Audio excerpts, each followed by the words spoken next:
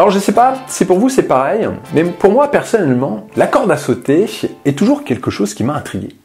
J'ai fait beaucoup de sports de combat, mais je n'ai curieusement jamais fait de corde à sauter. Et quand je vois quelqu'un qui saute bien à la corde, eh bien je trouve ça vraiment classe, et j'avoue même que je suis un peu jaloux. J'ai donc décidé de m'y mettre.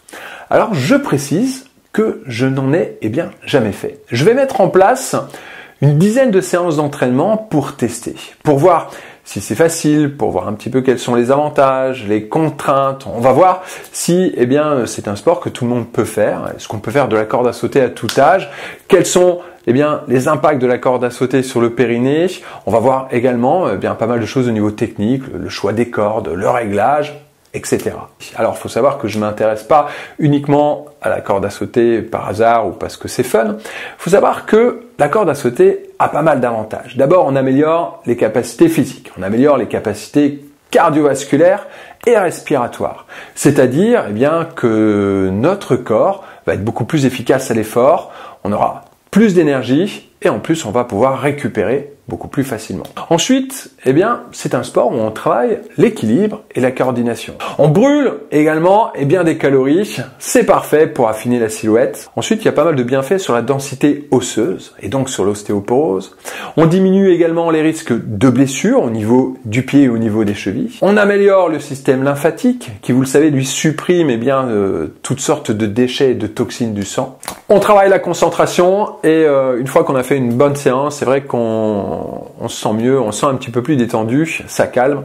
Et en plus, c'est vraiment très complet. On travaille les bras, les abdos et les jambes. On s'aperçoit donc qu'intégrer de la corde à sauter dans son entraînement a vraiment pas mal d'avantages. Pour sa pratique, je vous conseille vraiment d'avoir de bonnes chaussures. Ensuite, de mettre une brassière et de bien vous échauffer. Alors, j'ai constaté qu'il n'y a pas forcément besoin de beaucoup d'espace, mais quand même faites un petit test avant pour éviter de déchirer le lustre du plafond.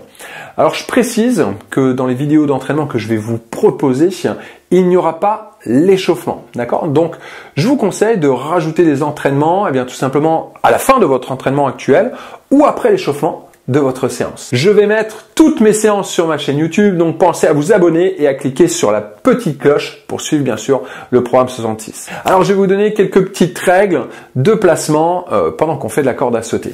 On garde le corps bien droit, les pieds largeur du bassin, avec le regard vraiment loin devant, donc le regard devant soi. Les paumes de main sont vers le haut, à hauteur de la taille, avec les bras un tout petit peu écartés. On relâche bien les épaules et on fait travailler les poignets.